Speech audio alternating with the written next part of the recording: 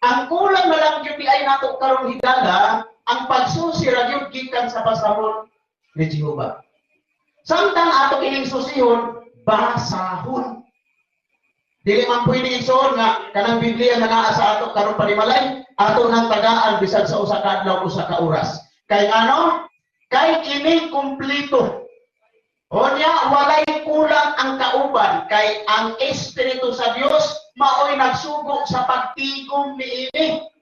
So sa naton, naanatay Biblia karon o Bible, ang ato na lang himuon, ang Biblia nagtugan, susiha gikan sa basahon ni Jehova. Kanang pag-ingon nga ni kabasahon minahal ng mga higala, books na sa English. Sa Greek, gitawag na sa Mateo 1:1 nga Biblios. Diba? So, mao kini siya ang ipasusi sa Dios. Kay kumplito ang Espiritu mao'y nagtigom.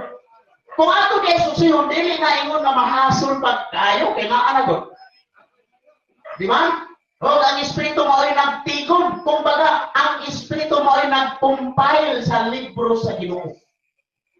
Kumplito o walay kulang, aron ang tao masangkap sa buhat sa pagkamatarong kay walay laing gituga ang Ginoo ang balaang kasulatan ra gyud igsoon.